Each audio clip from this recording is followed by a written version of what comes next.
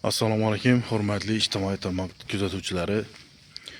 Muhammad Sovet Norbek 40 inson maktabini video qilib, bundan 2 yil oldin chiqarib edik. Murojaat qilib. Tegishli tashkilotlara borishini so'rab, yetib borishini so'rab, video qilib chiqarib berdik. Yine 41-maktab holati. Bugun 20-yanvar 2026-yil. 2024-yil adashmasam şunu video qilib chiqarib berdim. Hozir bir qator maktabni davaраklarini ko'rsatib berib o'taman. Necha holatda yotganini o'zingiz ham ko'rib baho berasizlar. Keyin yana 2 yil davomida ko'p yerlara videoni tashlab berdim men. İdora tashkilotlari, quruvchilara ko'p yerlara tashlab berdim. Murojaatimiz yetib boribdi tegishli tashkilotlara. Endi shuni qurilishini qaytadan rekonstruksiya qilib, yıkılacak yerini yıkıp, yıkılmaydigan yerini kaldırıp, qaytadan rekonstruksiya qilib, uzatib beramiz deb va'da beribdilar. Endi hozir maktabning holatini bir ko'rsatib o'taman. Hozir durishini, hozir endi o'quvchilar yo'q, hech kim yo'q maktabda. Boshqa maktablarga bo'lib berildilar. Endi men nima deb aytacakman? Endi buni chiroyli qilib yasab berami, bermaymi bilmayman, lekin men shuni videosimga qilib qo'yaman oldindan hozir. Eski videosini ham qo'yib berib o'taman, xudo xolasa. Bu YouTube kanalimda chiqqan. Şu mektepte bize o'qiganmiz. Yana mektebimizin plaşetkesi. Bu yaxından girish qismi edi. Ayakdan başlangıçla o'qiradi. Endi ishi qismi, şu bir etaj qismlari yıkıladi degan neler var bu stalovoylari yine avarinli holatda yotdi. Görüşeniz mümkün. Spor zalamdım avarinli holat. Kaytolxonalar вообще avarinli holatda yotdi. Şu aşxanalar ham işlese, köp adam işli oladı bir yerde. Köp adam işli oladı. Şöyle gazon qilib, chiroyli qilib rüşvetka qilsalar, varatalar, bu veclerini almashtırib bersalar, qaytadan qaytolxonalar işlese yine. Degan maqsadda bu videoni qilib turibman. Yine mektebimiz. Arka tarafı bu. Elde tarafı normalni gönderdi, lekin arka tarafı dım ayanchi holatda yotdi. Azdan raqobatni ko'rsatib berib o'taman. Boshlang'ichda o'qiydigan shu bir etaj tarafini. Dim yomon bu. Shibirlar ham ado bo'lgan. Ayni ishlarni aytmay qo'yaverali. Bir depsin sinib ketadi bo'lib turibdi. Ana. Lekin shu daraxtlarni yo'qotmasinlar. Shu daraxtlar qolishi kerak. Ercha bo'lamı, kichik meva daraxtlar bo'lamı, gücüm bo'lamı, shular qolishlari kerak. Bize shulara suv quyganmiz yoshligimizda. Hozir gücümni qarang, chiroyli bo'lib turibdi. Dim zo'r bo'lib turibdi yana gücümimiz. Chiroyli bo'lib. Yosh vaqtimizda fizkulturada, mehnat darslarida chiqqanimizda shuna chelaklab suv qatnaganmiz. Bera oqava suv kelmasadi.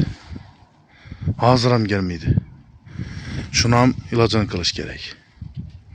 Xullas hozir maktabni aylan tarafini ko'rsatib beraman, boshlangiz tarafini. Yana gördüğünüzler stalovoyning ahvolini hozir uzoqdan bir ko'rsatib o'taman. Yana maktabimiz uzoqdan görünüşü. Bunda spor zalimiz, bunda oshxonamiz. Bu yoqda do spor zalga kirib keladigan koridori, nasi, eshiklari bor, bunda qaytolxonalari, bunda boshlang'ichlar o'qiydigan sinflar. Bunda qaytadan bir tualet qurib beradilar. Bu aminde eskirib bordi. Qaytolxona ishlameydi hozirgi kunda, chunki qaytolxona gazdan uzilgan. Kömür qildilar. Kömürni hozir qizdirish nagimon tutdi. Chunki deganda kömürni aytib o'ting, kömürü yaxshi emas. Umuman yaxshi emas. Qaytolxona elik turibdi. Yana plaşetka durishi. Yana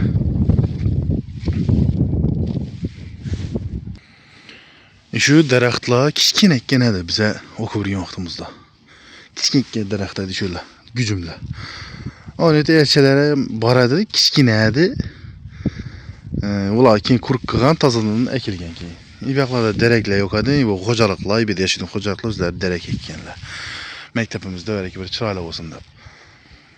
Xullas yana shu gücümlarni yo'qotmasinlar. Mana video qilib turgan sabab shu. Yine başlangıçta o'qiydigan taraf yosh bog'alarimiz.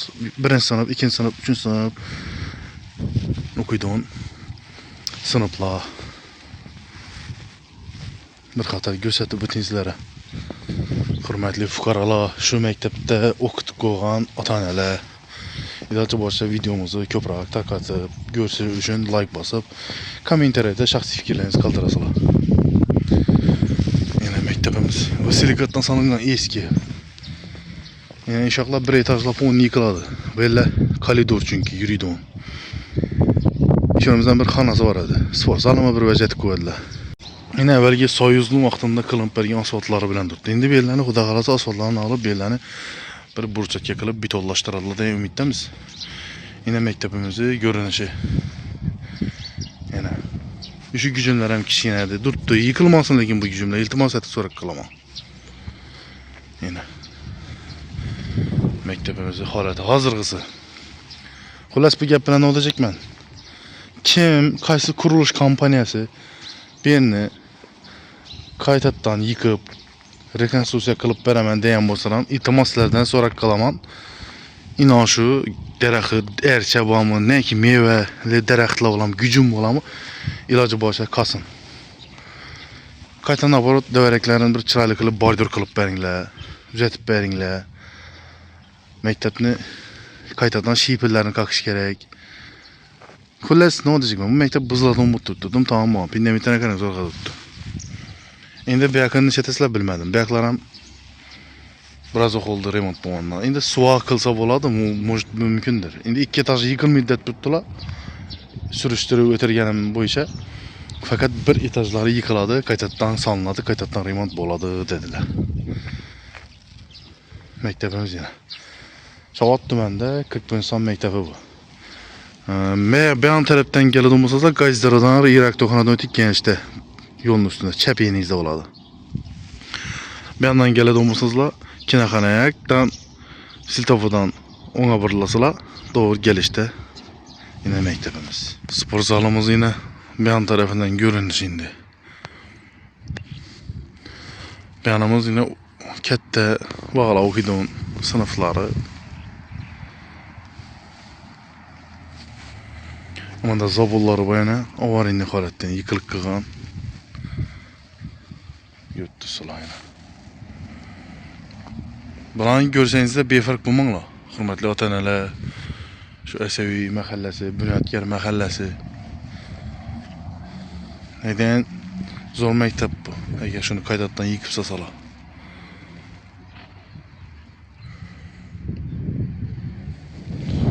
Videorolikimiz şu bilen tügetemiz.